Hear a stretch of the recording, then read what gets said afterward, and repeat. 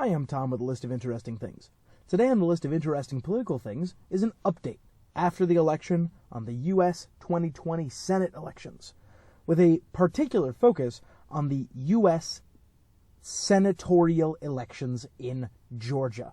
Let's take a look. We're going to start by filling in our map. This is our first map that we can go through that is not speculative.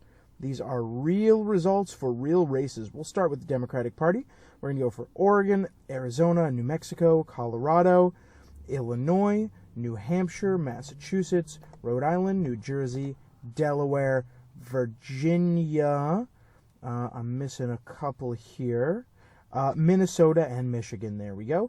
Notable races here include Governor Hickenlooper in Colorado and noted astronaut Mark Kelly. Of course, noted astronaut Mark Kelly out in the state of Arizona, bringing the Democrats' total up from 47 to 48. On the Republican side, we have Idaho, Montana, Wyoming, South Dakota, Nebraska, Iowa, Kansas, Oklahoma, Texas, Arkansas, Louisiana, Mississippi, Alabama, Tennessee, Kentucky, West Virginia, South Carolina, and Maine. This is a very interesting total. The outstanding races notwithstanding, it is a tie in the U.S. Senate just now, 48 to 48. The four outstanding races are Alaska, because so many of their absentee ballots are still outstanding. I believe they still have like 45% of their ballots that haven't come in yet. North Carolina, which is very close and still has over 100,000 ballots left to be counted. I believe they have until the 12th to finish the counting there. And both Georgia elections, the standard election and the special election. Currently, both Alaska and North Carolina are favored to go in favor of the Republican Party. They are certainly not guaranteed to go in favor of the Republican Party, but they are favored to do so. So currently the standing is likely to be 48 to 50. And if we go over and take a look at the Washington Post's election results, don't worry, Washington Post, I'll give to you later. If we scroll down and take a look at the first one, we see that this is amazing. The way that this shook out was incredible. On election night, David Perdue was up, I believe, 51.3 with 51.3%. He's the incumbent Republican against Jon Ossoff's something like 46. And over the course of the subsequent days, in the same way that we saw Joe Biden come from behind in Georgia, we saw slowly but steadily David Perdue's numbers drop to 51 to 50.5 to 50.1 to 50.0 and then just barely tick below the 50% mark. That means that there will definitely be a runoff election both in this race and the other race for the special election. This one, I believe, had 21 candidates in it. 21. This was another just incredible race. Similarly, if no candidate gets 50% in the first election, then it is automatically scheduled to go to a runoff, and that is what we will see on January the 5th. And, as we can see from this map, no matter what happens here, the fate of the U.S. Senate will be in the balance. If the Republicans win, that will be a clear message that the Democrats will be incapable of doing anything without Republican approval. If the Democrats win both, then the Democrats win the Senate because the vice president, the tying vote, is Kamala Harris.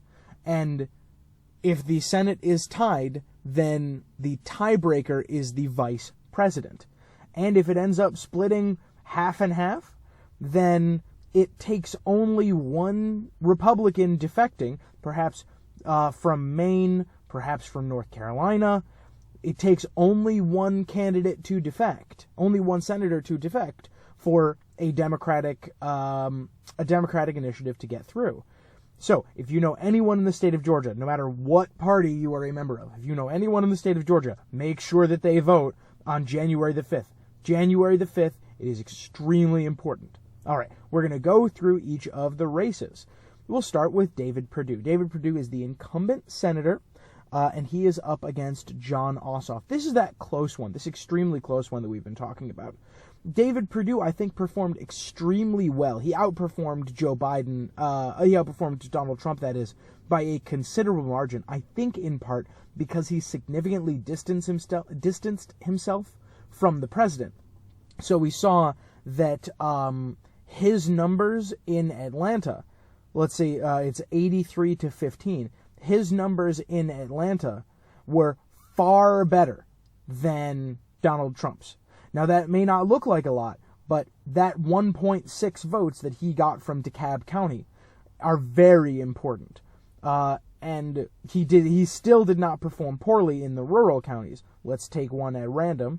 73.9 to 24.4, and 72.9 to 24.3. Nobody went to Jon Ossoff. Instead, they defected to third-party candidates. We see Shane Hazel, the Libertarian candidate, taking 2.3% of the vote. Moving on to the special election, this one was just incredible. Raphael Warnock, the Democrat, Reverend, I should say, Raphael Warnock, ended up coming out on top, but with nowhere near enough to get a majority. And Kelly Loeffler ended up outperforming the other Republican in the race, Doug Collins, by a fair margin. Not an extremely large margin, but clearly a decisive one. So the runoff is going to be between these two. I think that this matchup favors Raphael Warnock more than a matchup between him and Doug Collins would have. Kelly Loeffler is much further to the right than Doug Collins is, and she has gotten a lot of attention from left-leaning advocacy groups because of some of her more radical views. She has really leaned into the Trump rhetoric. She had that COVID-related insider trading scale early in the year, and of course, she is endorsed by those fun, totally sane, totally stable QAnon people, which is just fun. So as you can see, the fate of the Senate is going to hang in the balance of these two races. Now, I don't want to misrepresent. North Carolina and Alaska are still outstanding. But there is not really enough votes there to flip it.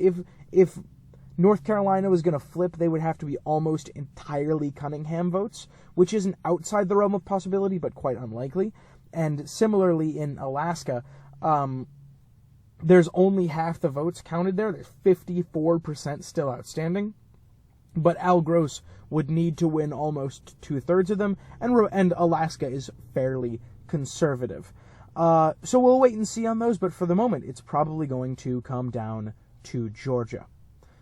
So until next time, I hope that you will subscribe to stay up to date on all the most interesting things. And until next time, I hope that you will be like the Georgia special election runoffs. Decisive and exciting. And above all, interesting. See you next time.